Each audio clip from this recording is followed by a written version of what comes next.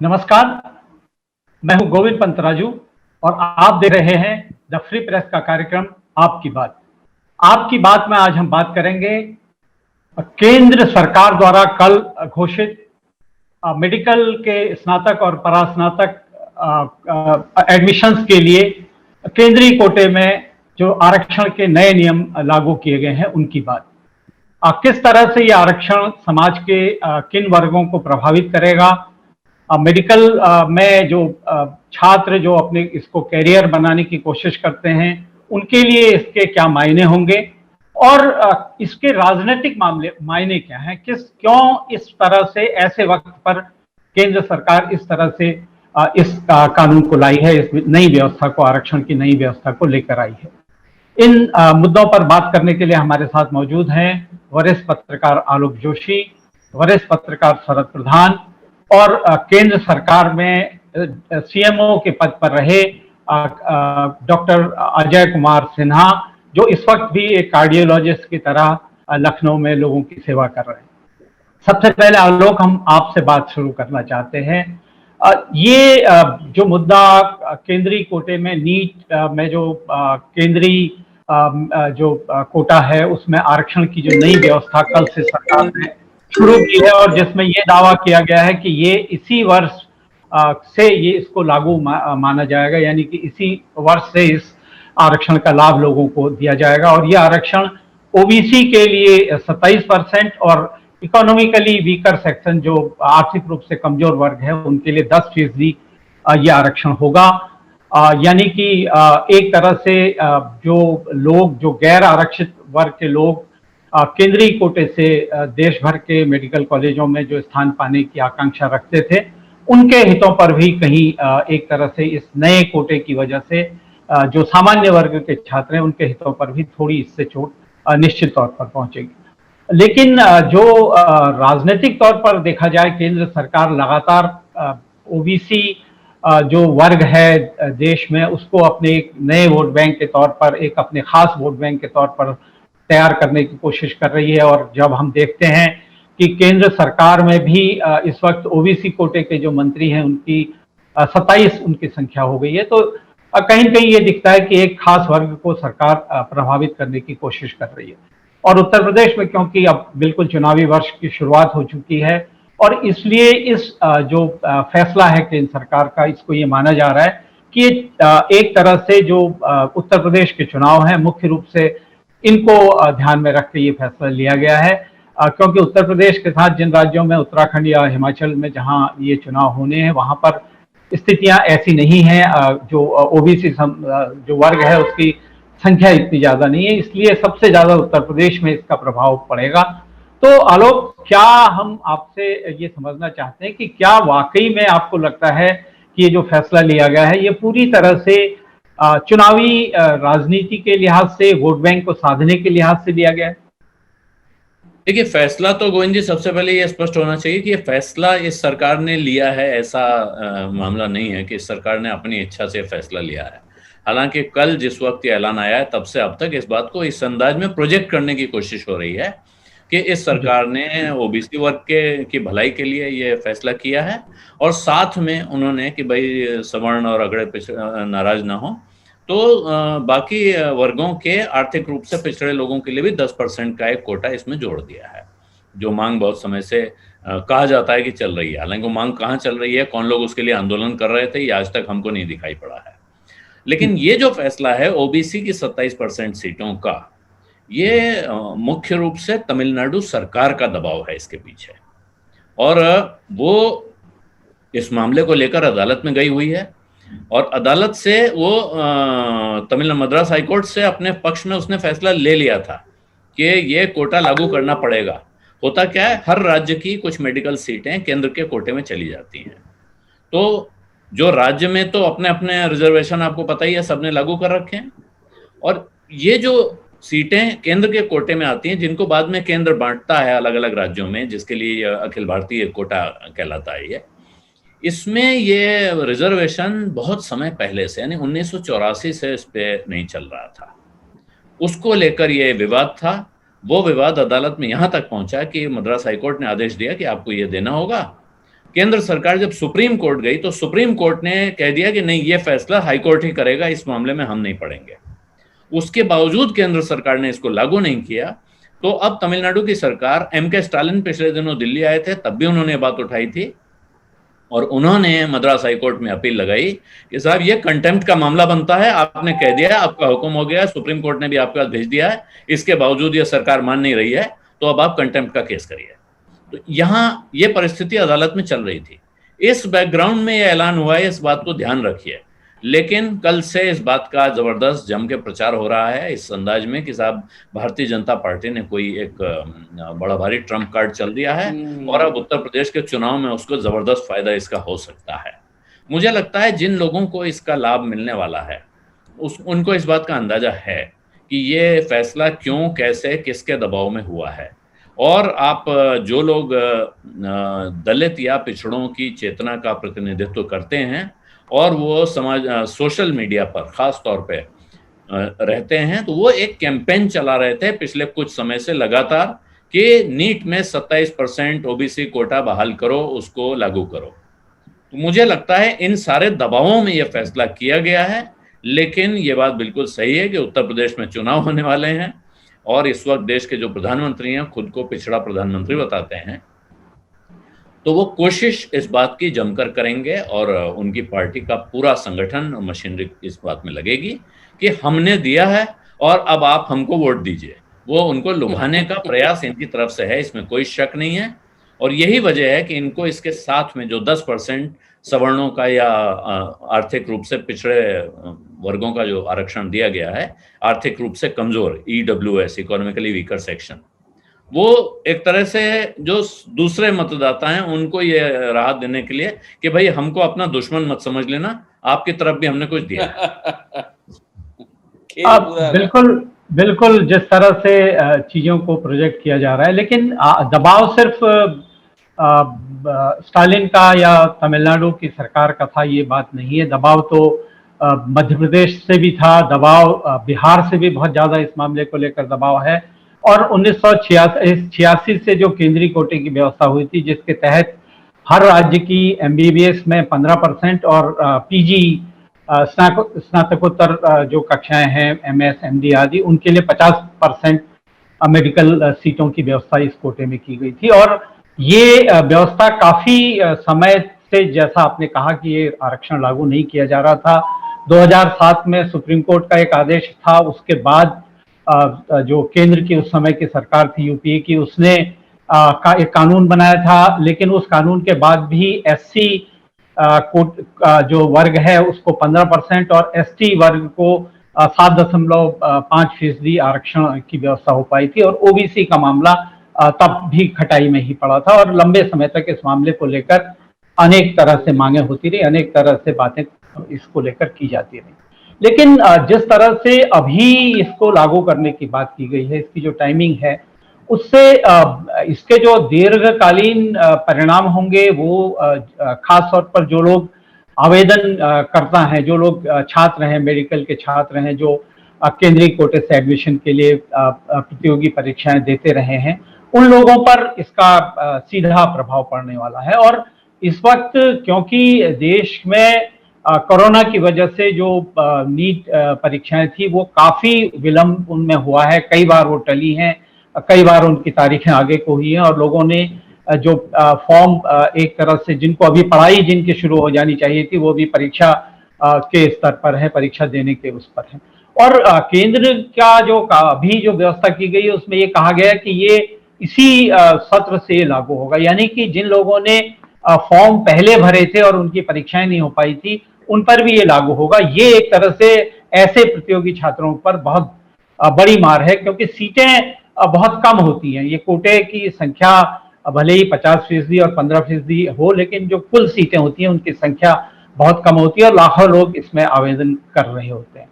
Doctor Sinha, हम आपसे समझना चाहते हैं कि क्या ये जो सरकार की जो नई व्यवस्था है, नया जो सरकार ने नियम लागू किया है, इससे जो हमारी मेडिकल शिक्षा है उस पर किस तरह का असर पड़ने वाला है? जैसा विदित है कि रिजर्वेशन हो जाने के बाद, आरक्षण हो जाने के बाद जो अनारक्षित वर्ग के जो लोग हैं उनकी परसेंटेज घटेगा, जिससे और उसमें ज्यादातर कम से कम 10 या 15% मेरिट एक्स्ट्रा अगर 100% के कंपैरिजन में लें तो ज्यादा होता है। तो इतना मेरिटोरियस स्टूडेंट्स आपके कम पड़ेंगे, जिसका कि दूरगामी ये जिंदगी भर उसी तरह से उस सब्जेक्ट में विषय में डॉक्टर या विशेष सेवा प्रदान करते रहेंगे, उनकी सेवाओं में अंतर पड़ेगा। तो इस तरह से आपको ओवरऑल पूरी मेरिट में जो डाउनवर्ड ट्रेंड तो जरूर देखा जाएगा। इस राजनीतिक तौर से जो भी हो वो ठीक हो, लेकिन मेरिट के हिसाब से तो ये नुकसानदेह मेडिकल फैकल्टी के लिए जरूर ही होगा, और जहां भी इस तरह का ये आरक्षण होगा उसमें मेरिट को तो नुकसान होगा ही होगा। जहां तक इस सामाजिक समरसता या सामाजिक सोशल जस्टिस के बारे में जो कहा जा रहा है उसके लिए भी है, तो जस्टिस ये नहीं का मतलब होता है कि जो अनारक्षित वर्ग हैं उनको इनजस्टिस डिलीवर किया जाए। आरक्षित वर्ग के जो कि केवल पढ़ाई में ही अपना है, किसी वश उनका पॉपुलेशन में परसेंटेज कम है, इसका ये तो नहीं मतलब होता है कि वो अगर तेज भी हैं तब भी उनको उस जिसके लिए वो डिजर्व करते हैं उनसे उनको वंचित रख दिया जाए। आप एग्जामिनेशन का ऐसा तरीका इवॉल्व कीजिए कि किसी को के साथ ना इंसाफी ना हो, किसी के साथ एग्जाम में जो कभी पक्षपात हो जाता है वो उस तरह का पक्षपात ना हो सके। इस और शुरू में जो आरक्षण आया था कुछ समय के लिए हो रहा था, ये तो अब धीरे धीरे अनिश्चितकालीन के लिए बढ़ता ही जा रहा है। इसे किसी तरह से धीरे धीरे कम करने का या इसे जिससे कि सभी वर्गों को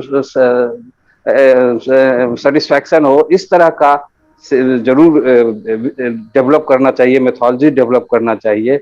और मेडिकल फैकल्टी को तो निश्चित ही इसमें दूरगामी नुकसान होगा। बिल्कुल, जैसा डॉक्टर सिन्हा कह रहे हैं कि मेडिकल फैकल्टी को इससे दूरगामी नुकसान होगा, क्योंकि जो मेरिट में 10-15% लोग जो इस नए आरक्षण की वजह से योग्य होते हुए भी प्रवेश पाने से वंचित रह जाएंगे, उनके लिए निश्चित तौर पर एक निराशापूर्ण ये फैसला है। लेकिन क्योंकि इस केंद्रीय कोटे की व्यवस्था इसलिए की गई थी कि देश के किसी भी राज्य के जो छात्र हैं वो देश के किसी भी दूसरे राज्य में, अगर वो बहुत अच्छे स्तर के छात्र हैं तो वो किसी दूसरे राज्य में जाकर पढ़ाई कर सकें, इसके लिए ये केंद्रीय कोटे की व्यवस्था की गई थी। लेकिन अब इस केंद्रीय कोटे में जिस तरह से जो आरक्षण की नई व्यवस्था सरकार ने करने की बात कही है, उसमें करीब 5,500 लोगों को इसमें जो लोग हैं उनको इस नए आरक्षण का लाभ मिलेगा, जिसमें करीब जो ओबीसी कोटा है उसमें 1500 लोग ग्रेजुएशन के स्तर पर और पीजी के स्तर पर 2500 लोग, और जो आर्थिक रूप से कमजोर वर्ग है उसमें 550 लोग ग्रेजुएशन के लेवल पर, एमबीबीएस के लेवल पर, और 1000 लोग पीजी के लेवल पर। ये इन नए आरक्षण वाले लोग होंगे। इतने नए लोग यानी कि 5,500 सीटें इस आरक्षण से सीधे सीधे कम होंगी। शरद जी, जो जैसा आलोक ने कहा कि ये राजनीतिक मामला एक तरह से केंद्र सरकार की मजबूरी भी थी, और ये मामला उत्तर प्रदेश के चुनाव को लेकर भी इसको देखा जाना चाहिए, और जिस तरह से केंद्र सरकार इसको प्रचारित भी कर रही है।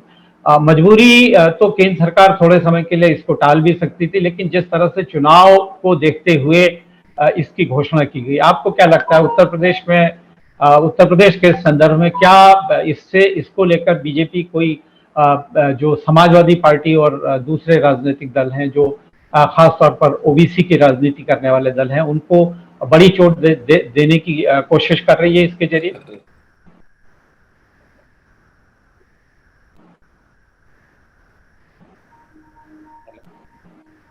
क्या हुआ? आपकी आवाज? हेलो, अभी आवाज आई? जी जी। देखिए, ये तो बिल्कुल गोविंद, इसमें कोई शक ही नहीं है, जो आलोक ने कहा है वो बात बड़ी दुरुस्त है। और ये दिखाता है कि किस तरीके से हमारे प्रधानमंत्री इंतजार करते हैं कब मौका मिले और कब जो है अपना एक नया पैंतरा फेंक दें। और ये इन्होंने सोच करके, और ये बड़े एक तरफ कोर्ट के काम भी कर दिया, कोर्ट का जो धमकी, कोर्ट का आदेश, उसको लेकर के, और दूसरी तरफ जो अपना पॉलिटिकल कार्ड है वो बहुत ज्यादा जोरों से फेंका, और उससे इनको पूरा मालूम है और ये जानते हैं। अभी देखिएगा किस तरीके से पूरा ये बम्बार्डमेंट कर देंगे इस सूचना का कि पूरा लोग भूल जाएंगे कि कोर्ट का कहीं कोई जिक्र था, कोर्ट के प्रेशर में किया। सब जगह ये फैला दिया जाएगा कि साहब हम देखिए हम कितने फिक्रमंद हैं ओबीसी के लिए, और हमने उनके लिए जो है, और साथ साथ हम खाली उनके लिए नहीं है, जो इकोनॉमिकली वीकर सेक्शन वर्ग है हम उसके लिए भी। तो दोनों काम को जो आलोक ने बड़े अच्छे शब्दों में कहा कि साहब ये भी कह दिया कि लीजिए हमने आपके लिए भी किया और आपके लिए भी किया, अब भाई वोट का समय आ रहा है, हमको वोट का हमारा ख्याल रखना है। तो ये जो है, अच्छा स्पेशली इस बीच में एक हवा बनाई भी गई थी कि साहब ये सरकार अभी इस वक्त बड़ी चिंतित है ओबीसी के लिए, वही लेकर के काफी चीजें हुई कि साहब शायद यूपी में नेतृत्व भी किसी उसको दे दिया जाए ओबीसी के व्यक्ति को। तो इस तरीके की बातें जो हैं, तो और वैसे कहने को जो है सरकार बड़ी जोर शोर से बात को दोहराती है बार बार कि साहब हम तो बिलीव करते हैं सबका साथ, सबका विकास, सबका विश्वास, लेकिन जब करने पे आता है तो वही जातियों का कार्ड, वही धर्म का कार्ड। तो इसके पीछे भी जो है इनको इससे फिक्र नहीं है। जो डॉक्टर सिन्हा ने कहा कि इससे क्वालिटी इफेक्ट होगी, जो जिस तरीके के छात्र डॉक्टर बन के निकलेंगे उनकी क्वालिटी डिफरेंटली इफेक्ट करेगी। तो ऑलरेडी भी इफेक्ट होती है। लोग डॉक्टर्स हमेशा यही बात करते हैं कि इतनी लो परसेंटेज पे एंट्री हो जाती है कि बाद में जब वो निकलता है, चाहे वो कितने साल बाद भी निकले, उसका फिर उसको प्राथमिकता पे नौकरी मिलती है। तो ये तो चला आ रहा है जमाने से, और कोई इंटरेस्टेड नहीं है। यहाँ तक कि मुझे तो ताज्जुब भी होता है कि आरक्षण, जहाँ तक जो प्रश्न आरक्षण का जो कॉन्सेप्ट जो लेकर के आए डॉक्टर अंबेडकर, उनकी भी जो है ये मंशा नहीं थी कि ये जिंदगी भर चलता रहे। उनका रियल में पर्पस था इसका जो सोशल एस्पेक्ट है वो देखते हुए, लेकिन इसीलिए उन्होंने शुरू में 10 साल के लिए करा था, एक बार 10 साल के, लेकिन वो तो बढ़ते जा रहा है। अब तो बाद में वो तो पॉलिटिकल टर्न दे दिया। अगर डॉक्टर अंबेडकर होते तो शायद मेरा ख्याल इतना लंबे पीरियड तक इस तरह ब्लाइंडली नहीं चलता रहता। और ये नए नए इस तरीके के तरीके ढूंढेंगे, और आगे भी अभी देखिए इस केस में किस तरह क्या क्या करते हैं। हाँ बिल्कुल, ये बात तो सही है कि राजनीतिक दल अपने फायदे के लिए आरक्षण को भी एक बड़ा हथियार बनाते हैं। और जैसे आपने कहा कि बीजेपी अब दावा कर रही है, करेगी, लेकिन खाली बीजेपी नहीं है जो दावा कर रही है। समाजवादी पार्टी जो ओबीसी के सबसे बड़े वर्ग का प्रतिनिधित्व करती है उत्तर प्रदेश में, उसके नेता अखिलेश यादव ने आज सोशल मीडिया में ट्वीट करके कहा है कि ये सपा के आंदोलन के आगे बीजेपी को झुकना पड़ा, और ये सपा के सामाजिक न्याय के संघर्ष की जीत है। और साथ ही साथ उन्होंने ये कहा कि इस जीत से अब ये पक्का हो गया कि 2022 के चुनाव में भी हम जीतेंगे, ये उनका दावा है। मायावती ने भी कुछ इसी तरह की प्रतिक्रिया दी है। उन्होंने कहा हम तो बहुत पहले से ये मांग कर रहे थे कि एससी और एसटी के साथ साथ ओबीसी को भी ये आरक्षण दिया जाए, लेकिन केंद्र सरकार ने काफी देर से लिया ये फैसला है, लेकिन बहुत सही फैसला है। हालांकि अब लोग ये कह रहे हैं कि इस फैसले में सरकार ने बहुत देर कर दी है और ये चुनाव के नतीजे से लिया गया राजनीतिक फैसला, ऐसा मायावती ने कहा। कांग्रेस भी पीछे नहीं है। कांग्रेस भी क्या देगी? नहीं, कांग्रेस भी पीछे नहीं है। कांग्रेस ने कहा कि हमने तो 2007 में यूपीए की हमारी जो सरकार थी, हम ही फैसले की एक तरह से नींव तो हमने ही रखी थी, हम ही उस कानून को लेके आए थे, हम ही ने उस आरक्षण के कानून की बात की थी, और हमारी वजह से ही यह है। इसमें हालांकि मद्रास हाईकोर्ट और सुप्रीम कोर्ट के फैसले का भी थोड़ा सा दखल है, लेकिन असल नींव तो हम नहीं रखी। यानी कि दावा करने में कोई भी पीछे नहीं है। और जिन राज्यों में मैं भी एक डॉक्टर साहब आऊंगा, अभी आपके पास आऊंगा डॉक्टर साहब। अभी आलोक, इस तरह की मिलीजुली प्रतिक्रियाएं हैं, हर राजनीतिक दल ने अपना अपना दावा ठोका है, और शायद बिहार से भी कुछ इस तरह की प्रतिक्रियाएं आई हैं। वहां लालू यादव की पार्टी की तरफ से ऐसी प्रतिक्रियाएं आई हैं कि उनकी ये पहल थी, उसकी वजह से ये हुआ है, और शायद तमिलनाडु में भी ऐसा ही हो रहा होगा। आपको क्या लगता है कि ये राजनीतिक दल इस आरक्षण के नाम पर बहती गंगा में हर राजनीतिक दल हाथ धोने की कोशिश कर रहा है? देखिए गोविंद जी, आप तो लखनऊ में रहते हैं, यहाँ पतंगबाजी खूब होती है, तो पतंग में पेंच जब पेंच कटता है तो जब कोई पतंग कटती है तो काटा किसने है ये कहानी पीछे रह जाती है, लूट के कौन ले जाएगा ये कहानी आगे हो जाती है। तो इस वक्त सारे राजनीतिक दल एक तरह से पतंग लूटने में लगे हुए हैं। लेकिन अगर आप थोड़ा सा भी पीछे जाके देखें तो आपको ये दिखाई पड़ेगा कि कुछ जो नए एक्टिविस्ट हैं, वो अध्यापक भी हो सकते हैं, पत्रकार भी हो सकते हैं, कुछ सामाजिक चिंतक भी हो सकते हैं, उनको छोड़कर उत्तर भारत में इस मुद्दे को किसी ने गंभीरता से उठाया नहीं था। ये सिर्फ ऐसे समूह थे, जो सोशल मीडिया वाले समूह कह रहा हूँ बार बार, क्योंकि सड़क पर तो इस तरह का उद्वेलन दिखा नहीं। तो ये मांग बड़े पैमाने पर दक्षिण भारत से उठ रही थी, और इसीलिए मैं बार बार कह रहा हूँ कि एम.के. स्टालिन, इसका क्रेडिट अगर कोई एक आदमी ले सकता है तो वो या तो एम.के. स्टालिन ले सकते हैं, या उत्तर भारत के वो समूह जो दरअसल राजनीतिक समूह नहीं है, वो पार्टियां नहीं है। तेजस्वी यादव ने ये सवाल कुछ समय पहले, जब काफी ये दबाव दिखने लगा चारों, तो उन्होंने उठाया है। अखिलेश भी ये बात सही कह रहे हैं, उन्होंने भी एक आध ट्वीट किए होंगे। लेकिन इसके आगे जिस तरह का, आपको याद होगा, हम सब ने देखे हैं आरक्षण के आंदोलन जो पीछे हुआ करते थे।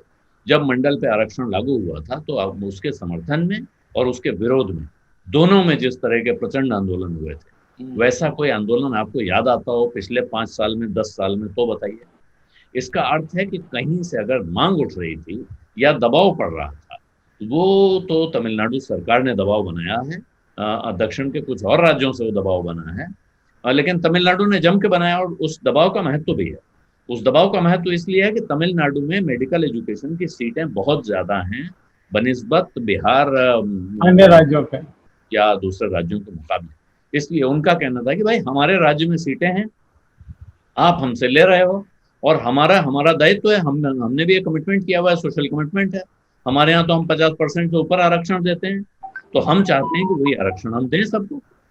तो ये अगर कोई क्रेडिट लेगा तो सचमुच वो है। और बाकी आपको मैंने बताया, जैसे आपने कहा कि तमाम लोग अब निकल आए हैं, हर आदमी अपना अपना क्रेडिट लूटना चाहता है, तो अब पतंग जिसके हाथ में आ जाए, कई बार इस चक्कर में पतंग फट जाती है, भी आपको पता होगा।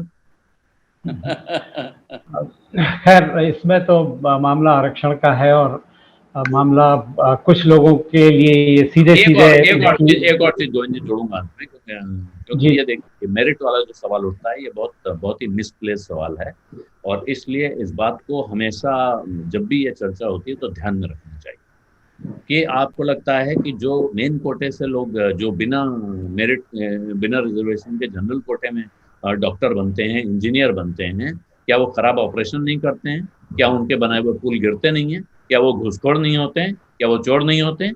तो ये ऐसा नहीं है कि नहीं। खैर आलोक, ये बहुत बड़ी बहस का एक अलग मुद्दा है, लेकिन कहीं न कहीं ये तो हम भी देखते हैं, एक बहुत बड़े दलित नेता थे जिनका भी हाल में निधन हुआ, केंद्र में मंत्री भी थे, एक बार वो लखनऊ दौरे पर आए थे, उनका कोई ऑपरेशन होना था, उन्होंने कहा कि मेरा कल ऑपरेशन होना है, मैं फलाने से कराऊंगा।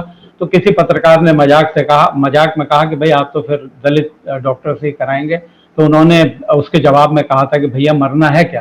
तो ऐसा नहीं है कहीं, ये बात बिल्कुल ठीक है कि जो कोटे के लोग हैं वो अयोग्य होते हैं, ये बात भी बिल्कुल गलत है। लेकिन इसके साथ साथ ये बात भी सही है कि कोटे में बहुत सारे ऐसे लोग आते हैं जो निर्धारित मानदंड है उनको पूरा नहीं करते, और उसकी वजह से आगे भी भविष्य में भी जो मेडिकल उनके जरिए जो होता है उसमें असर पड़ता है। डॉक्टर साहब, मैं आपसे जानना चाहूंगा, जैसे अब तक जो ये केंद्रीय कोटा था, ये इसमें जो आरक्षण था, ये आरक्षण BHU, AMU और दिल्ली में लेडी हार्डिंग और दूसरे एक और मेडिकल सफदरजंग में शायद ये पहले से लागू था, लेकिन बाकी जगहों पर लागू नहीं था। अब लागू होने से लगभग 5,500 सीटें नए लोगों को मिलेंगी, जो पहले से जो अब इस आरक्षण की व्यवस्था न होने की वजह से सामान्य वर्ग के लोगों के लिए थी। ये कहा जा रहा है सोशल मीडिया में, जो आवेदक हैं जिन्होंने जो इस समय इसकी तैयारी कर रहे हैं या परीक्षाओं की तैयारी कर रहे हैं, उन्होंने लगातार इस तरह की बात कही है कि वो बहुत निराश हैं इस फैसले से। कुछ छात्रों ने ये कहा है कि उन्होंने तो कल से जब ये घोषणा सुनी है उसके बाद से पढ़ाई बिल्कुल करना बंद कर दिया, और उनकी मानसिक स्थिति ऐसी नहीं है कि वो पढ़ सकें, वो कब संतुलित होंगे। और ये भी कहा जा रहा है कि इसकी वजह से जो मेडिकल के लोग हैं वो बड़ी संख्या में अब जो गैर आरक्षित जातियों के लोग हैं वो विदेशों की तरफ रुख करेंगे। क्या आपको लगता है ऐसी कोई संभावना होगी इससे? यस, जरूर। बहुत बहुत इसके कारण निराशा है और प्रिपरेशन में बहुत असर हो रहा है। और खास करके दोहरा मापदंड बीजेपी का साफ दिख रहा है। दोहरा मापदंड देखिए, यही बीजेपी हैं, विद ड्यू रिस्पेक्ट टू प्रधानमंत्री जी और अदर सीनियर लीडर्स, अपने कैंडिडेट राजनीतिक कारणों में भी जब किसी को सीट देते हैं तो कहते हैं कि विनेबल एक फैक्टर होता है, इसके कारण मैं एक पार्टिकुलर को देता हूं सीट, एक पार्टिकुलर को नहीं देता हूं सीट। तो वो क्या उसमें आरक्षण नहीं होना चाहिए? जो नहीं है विनेबल नहीं है लेकिन उसका भी परसेंटेज है तो उसको भी आप आरक्षण दीजिए। वहां तो उसको विनेबल एक मेरिट बनाकर आपको उसको निकाल देते हैं। और वो चीज हमारे पढ़ाई लिखाई में अगर मेरिट के लिए कहा जाता है कि एक आदमी ये अच्छा बन सकता है, मेरिट के हिसाब से ये ऊपर है, तो उसे आप उस जगह से नहीं कर लेते। यानी ये एजुकेशन का भी पूरा पॉलिटिसाइजेशन हो गया, एकदम पॉलिटिकल बेसिस पर वही फार्मूला आप एजुकेशन में ला रहे हैं। ये सर्वथा अनुचित है, गलत है और निश्चित ही काफी एक्सोडस होगा। काफी मेडिकल फ्रेटर्निटी के डॉक्टर्स जो अच्छे हैं और यहाँ पर उनको काम करने का अवसर नहीं दिया जाएगा आरक्षण के बहाने, तो यहाँ से बाहर जाने के जरूर सोचेंगे और पूरी लंबे समय में, आगे के समय में देश के मेरिट को बहुत ही नुकसान होगा, मेरा तो ये मानना है। लेकिन डॉक्टर साहब केंद्र सरकार ने ये कहा है कि लोगों को निराश होने की जरूरत नहीं है। हमने ये अब कोटा लागू किया है तो इसके साथ साथ सीटें भी बहुत बढ़ी हैं। 2014 में एमबीबीएस की देश भर में इस व्यवस्था के तहत जो सीटें थी वो 54,348 सीटें थी। 2020 के हिसाब से ये सीटें 84,649 हो गई, यानी कि 56% इन सीटों में, एमबीबीएस की सीटों में वृद्धि हुई है। इसी तरह से पोस्ट ग्रेजुएशन की जो सीटें थी एमडी एमएस आदि की 2014 में वो 30,191 थी और 2020 में वो 54,275 हो गई, यानी कि 80% उन सीटों में वृद्धि हुई है। 7 वर्षों में 189 नए मेडिकल कॉलेज खुले हैं। तो लोगों को इस कोटे से अगर 5,500 सीटें कम हो रही हैं तो निराश होने की जरूरत नहीं है, क्योंकि सीटें कई गुना बढ़ी हैं और सीटों की जो कुल संख्या है उसमें इतनी वृद्धि हुई है कि इस कोटे के लागू होने के बाद भी जो नए लोग हैं उनको आने में, उनकी राह में बाधाएं नहीं होंगी। शरद जी, एक सेकंड सर इस पर ऐड करना चाहूंगा। ये चीज केवल अनारक्षित वर्ग के आदमी को ही क्यों बताया जाता है? जो आरक्षित वर्ग है उन्हें क्यों नहीं बताया जा रहा है? ये जो आप बताए कि इतना सीटें बढ़ रही हैं और इससे अनारक्षित वर्ग के डॉक्टर्स को या कैंडिडेट्स को हतोत्साहित होने की, निराश होने का जरूरत नहीं है, तो ये मैं साहब कहना चाहूंगा कि इतने परसेंटेज में अपना पॉपुलेशन बढ़ रहा है, अपना मेडिकल की अवेयरनेस भी बढ़ रहा है, उससे प्रोपोर्शनेटली आप कोई एक्स्ट्रा सीट्स नहीं बढ़ा रहे हैं। ये सीट्स तो आपको अवेयरनेस है, आप पढ़े लिखे, आप ज्यादा सोसाइटी हो रहा है और सब जगह अवेयरनेस मेडिकल का बढ़ रहा है, उसके चलते आपको ये बढ़ाना ही बढ़ाना है। केवल है कि डिसप्रपोर्शनेट एक जितने लड़के मेरिट में हैं, जिन्हें नंबर है आया है ज्यादा और वो नहीं हो रहे हैं, तो उनको जो फ्रस्ट्रेशन हो रहा है उसके समाधान के लिए, उसके विकास के लिए या उसका साथ के लिए आप क्या कर रहे हैं? बिल्कुल, ये बड़ा सवाल है, सरकार को इस बारे में भी सोचना चाहिए। लेकिन फिलहाल जो सरकार सवाल पे जरूर इतनी बात कहनी चाहिए, बिल्कुल भी किसी समय किसी को भी हो सकता है फ्रस्ट्रेशन, तो उसका क्या इलाज है? लोग पैसा देके अपने एडमिशन करवाते हैं। मेरे पास पैसा है, मैं अपने बच्चे को महंगी यूनिवर्सिटी में पढ़ा रहा हूँ, मैं अपने बच्चे को महंगे स्कूलों में पढ़ा रहा हूँ, मेरे सामने एक गरीब आदमी रहता है, वो फ्रस्ट्रेशन हो रहा है, तो भले ही वो दलित भी हो सकता है, पिछड़े वर्ग का भी हो सकता है, ब्राह्मण भी हो सकता है। तो फिर ये बहुत विषय से बाहर की ये बात है, हम बहस, हमारे पास अब वक्त बिल्कुल कम है। शरद जी, आखिरी में मैं आपसे एक संक्षेप में सवाल करना चाहता हूँ। जिस तरह से ये कोटा लागू होने की बात हुई है और उसके बाद जिस तरह से केंद्र सरकार इसको प्रचारित करने की कोशिश कर रही है, क्या आपको लगता है उत्तर प्रदेश के चुनाव में ये एक बड़ा मुद्दा बनकर ये सामने आएगा? देखिए मुद्दा तो निश्चित बनेगा ये, और इसको जहां मुझे लगता है कि थोड़ा बहुत फायदा भी मिल जाएगा, और फायदा तो रूलिंग पार्टी ज्यादा ढूंढ रही है, बाकी लोग करते रहे, लेकिन बेनिफिट तो रूलिंग पार्टी को ही मिलेगा, चाहे कितना अखिलेश यादव और मायावती और कांग्रेस शोर मचाते रहें, बेनिफिट उसी को मिलता है जो कुर्सी पे बैठा होता है इस तरीके की चीजों में, क्योंकि दिखता है, लोगों को लगता है कि हाँ भाई सरकार तो यही है, इन्होंने ऑर्डर किया है, अब वो कितना कहते रहेंगे, पहले हम उसके इतिहास में कोई नहीं जाता है, तो ये निश्चित है। और इस तरीके के अब वो ठीक है कि सोशली आप कुछ भी कहिए, पॉलिटिकली जो है ये एक पॉलिटिकल कार्ड है की तरह इस्तेमाल हो रहा है, और पॉलिटिक्स में ये चीजें हमेशा पे करती हैं, चाहे जो भी कुर्सी पे बैठा। बिल्कुल, चुनाव का वर्ष है और चुनाव के लिए इस तरह की घोषणा जो सत्तारूढ़ दल है उसको निश्चित तौर पर फायदा पहुंचाएगी, और आने वाले वक्त में हम और भी इस तरह के जो कुछ वर्ग विशेष को खुश करने के जो फैसले हैं उनको हम देख सकते हैं। लेकिन ये जो फैसला है इससे मेडिकल में खास तौर पर जो लोग इस वक्त तैयारी कर रहे हैं, यानी कि जिन्होंने फॉर्म पहले भरे थे, उनकी परीक्षाएं कोविड की वजह से नहीं हो पाई, उन लोगों की मनस्थिति पर बहुत एक तरह से बड़ा झटका पड़ा है, और निश्चित तौर पर इसके जो दूरगामी असर होंगे वो ये भी होंगे कि अगर लोग यहाँ चयन न हो पाने की स्थिति में महंगी शिक्षा हासिल करेंगे तो फिर निश्चित तौर पर जो आम आदमी का इलाज है, जो महंगी शिक्षा से पढ़कर आएंगे वो इलाज भी फिर महंगा करेंगे, और एक तरह से हमारे देश में जो मेडिकल का जो खर्चा है वो आम आदमी के कंधे पर उसका शायद ज्यादा बोझ भी पड़ेगा। ये भी इसका एक दुष्परिणाम हो सकता है, लेकिन कुल मिला के समाज के एक बड़े हिस्से को ये खुश करने का फैसला है, और इस फैसले के चुनावी जो भी नतीजे हों, इससे हमारी जो मेडिकल शिक्षा है उस पर कोई दुष्प्रभाव न पड़े, हमारी मेडिकल शिक्षा ऐसी बेहतर स्थिति में रहे और बेहतर डॉक्टर्स तैयार होते रहे, इसी उम्मीद के साथ हम आज आपकी बात को यहीं पर समाप्त कर रहे हैं। डॉक्टर अजय कुमार सिन्हा जी आपका धन्यवाद, आलोक आपका धन्यवाद, सरज जी आपका धन्यवाद, और हम अपने दर्शकों का आह्वान करते हैं, उनसे अपील करते हैं कि वो हमको लाइक करें, शेयर करें, अपने विचारों से हमको अवगत कराते रहें, और जिस तरह से उनका जो प्रतिक्रियाएं हैं वो हमारे लिए एक ताकत का काम करती है, हमको अपने कार्यक्रम को और बेहतर बनाने के लिए वो एक रास्ता दिखाती हैं, और हमारी कोशिश इस कार्यक्रम के जरिए, द फ्री प्रेस के जरिए यही है कि हम निष्पक्ष और स्वतंत्र पत्रकारिता को मजबूत करें। इसमें आप सबका सहयोग जरूरी है। धन्यवाद, नमस्कार।